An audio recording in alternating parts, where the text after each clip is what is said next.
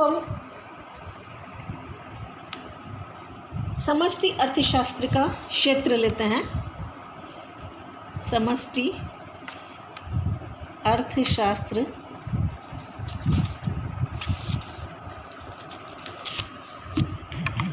का क्षेत्र, यानी कि जिसको हम कहेंगे स्कोप ऑफ मैक्रो इकोनॉमिक्स।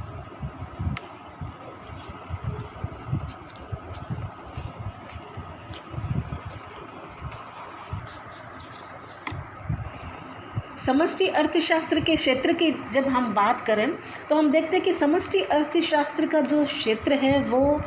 बहुत ही व्यापक क्षेत्र है, क्योंकि दिनों दिन जो है वो समष्टि अर्थशास्त्र का जो महत्व है वह बढ़ता जा रहा है और नए जो क्षेत्र इसके अंतर्गत शामिल होते जा रहे हैं। तो इसके क्षेत्र की अगर हम बात करते हैं तो सबसे पहले इसके क्षेत्र में हम लेते हैं आय एवं रोजगार का सिद्धांत।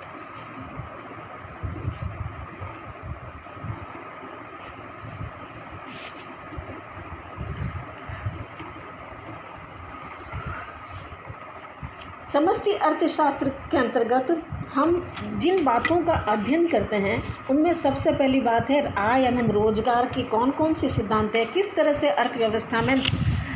जो आय का निर्धारण होता है, रोजगार का निर्धारण होता है, उनसे संबंधित समस्याएं कौन सी हैं, उनके निर्धारक तत्व कौन से हैं, किस तरह से उपभोग फलन कार्य करता है, उपभोग फलन क्या होता है, विनियोग फलन और त्वरक गुणक, इन सभी बातों का अध्ययन, इन सभी जो है अध्यायों, इन सभी का अध्ययन समष्टि अर्थशास्त्र के क्षेत्र के अंतर्गत किया जाता है, जो कि आय एवं रोजगार के सिद्धांत के अंतर्गत आते हैं। दूसरा जो हम लेते हैं बिंदु वह है सामान्य मूल्य स्तर का सिद्धांत। जब हम व्यष्टि अर्थशास्त्र की बात करते थे तो हम किसी फर्म के मूल्य नीति की बात करते थे, लेकिन जब हम समष्टि अर्थशास्त्र की बात करते हैं तो हम किसी व्यक्तिगत फर्म या व्यक्तिगत इकाई के मूल्य नीति की बात नहीं करते, हम सामान्य मूल्य स्तर की बात करते हैं, जिसके अंतर्गत हम देखते हैं कि किस प्रकार अर्थव्यवस्था में सामान्य मूल्य स्तर का निर्धारण होता है और अर्थव्यवस्था में मुद्रास्फीति, मुद्रा संकुचन, इसी तरह से मुद्रा अपस्फीति,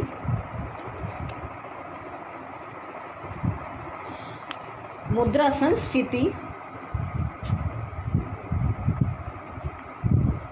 आदि का अध्ययन किया जाता है, यानी कि इन्फ्लेशन, डिफ्लेशन, रिफ्लेशन, डिसइन्फ्लेशन, इन सभी बातों का अध्ययन जो है हम सामान्य मूल्य स्तर सिद्धांत के अंतर्गत करते हैं, जो कि आज हम देखते हैं कि विभिन्न देशों की अर्थव्यवस्थाओं की प्रमुख समस्या है। फिर तीसरी बात जो हम इसके अंतर्गत लेते हैं वह है आर्थिक विकास तथा नियोजन का सिद्धांत।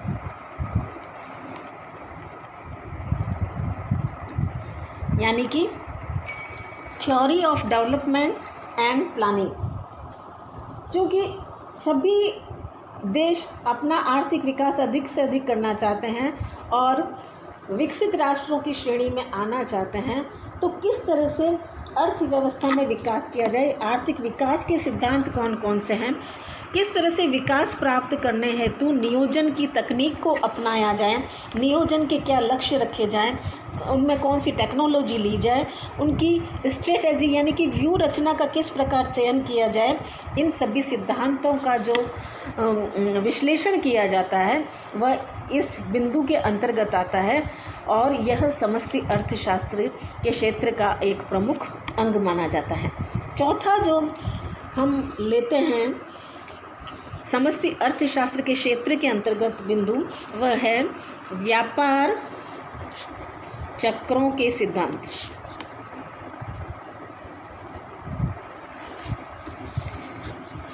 व्यापार चक्र यानी कि ट्रेड साइकिल्स।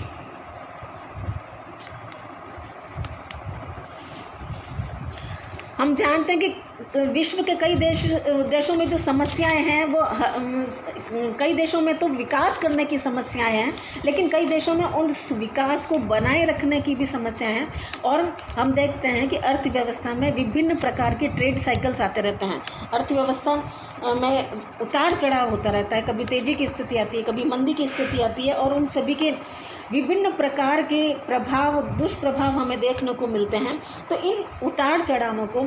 इन दुष्प्रभावों को कैसे रोका जाए, उनको रोकने के लिए, उन प्रभावों से निजात पाने के लिए किस प्रकार से मौद्रिक नीति का उपयोग किया जाए, किस प्रकार राजकोषीय यानी कि फिस्कल पॉलिसी का उपयोग किया जाए, और किस तरह से ट्रेड पॉलिसी में चेंजेस किए जाए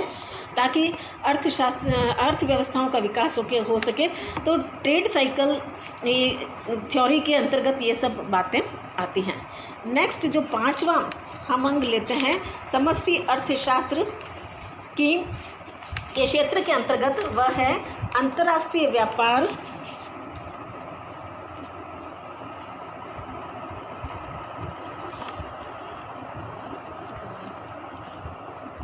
तथा विदेशी विनिमय सिद्धांत, जिसको हम कहेंगे international trade and foreign exchange. यानी कि चूंकि हम जानते हैं कि आज विश्व जो है, पूरा विश्व जो है, यानी कि विश्व के विभिन्न देश जो हैं वो एक दूसरे से जुड़े हुए हैं, परस्पर आश्रित हैं, सभी एक दूसरे से व्यापार करते हैं। तो किस तरह से विभिन्न देशों के मध्य व्यापार होता है,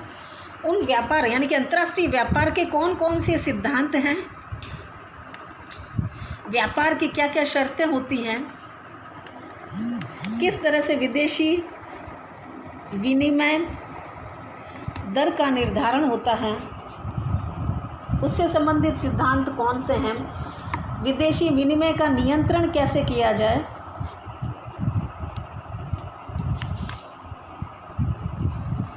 इन सभी बातों का जो अध्ययन है वह समष्टि अर्थशास्त्र की क्षेत्र के अंतर्गत आता है, जो कि अंतर्राष्ट्रीय व्यापार और विदेशी विनिमय सिद्धांत के अंतर्गत पढ़ा जाता है। नेक्स्ट बिंदु जो हम ले रहे हैं वह है मुद्रा एवं बैंकिंग के सिद्धांत, principles of money and banking. अब समष्टि अर्थशास्त्र में इन बातों का भी अध्ययन किया जाता है कि मुद्रा से संबंधित यानी कि मौद्रिक सिद्धांत कौन कौन से हैं,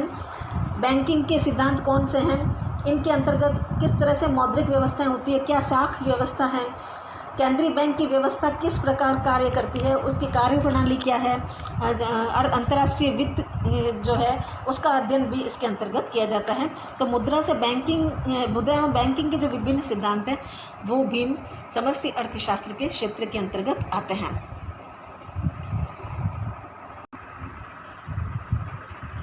राजस्व के सिद्धांत,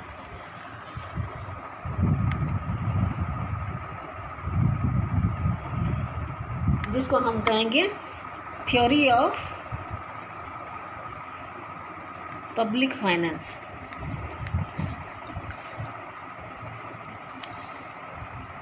अब हम चूंकि जानते हैं कि हर देश जो है वो अधिकतम कल्याण की भावना से प्रेरित है, और आज हम अर्थशास्त्र में कल्याण की भावना को भी प्रधानता देते हैं, क्योंकि जो भी विकास किया जाता है वो मनुष्य के कल्याण के लिए किया जाता है, और सरकार जो है यानी कि राज्य जो है वो इसमें इंक्लूड है। यानी कि चूँकि 1930 की मंदी के बाद ये सिद्ध हो चुका है कि जो है राज्य का हस्तक्षेप आवश्यक है। तो हम देखते हैं कि राजस्व के अंतर्गत किस प्रकार से सार्वजनिक व्यय किया जाता है, किस प्रकार से सार्वजनिक आय प्राप्त होती है, किस तरह से सार्वजनिक ऋण लिए जाते हैं, उनसे संबंधित सिद्धांत कौन से हैं। यानी कि हम कहेंगे कि सार्वजनिक व्यय, सार्वजनिक आय तथा सार्वजनिक ऋण से संबंधित विभिन्न जो सिद्धांत हैं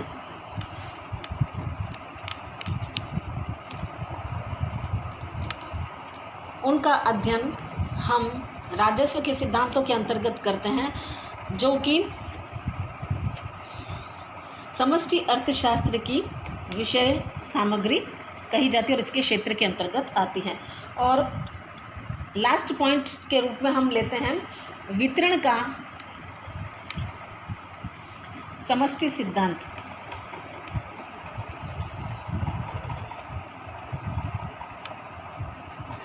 यानी कि मैक्रो थ्योरी ऑफ डिस्ट्रीब्यूशन। अब उत्पादन के विभिन्न साधनों के अंतर्गत उनका क्या हिस्सा बनता है राष्ट्रीय आय के अंतर्गत। यानी कि जब उत्पादन का कार्य किया जाता है तो उसमें विभिन्न साधन सहयोग देते हैं, जैसे कि आपने पहले भी पढ़ चुके हैं। अब जब वो साधन सहयोग देते हैं तो उनका वापस उनको प्रतिफल कैसे मिले, तो राष्ट्रीय आय के अंतर्गत उनका सापेक्षिक हिस्सा किस प्रकार निर्धारित किया जाए। यानी कि राष्ट्रीय आय में विभिन्न साधनों का उत्पादन के विभिन्न साधनों का सापेक्षिक हिस्सा निर्धारित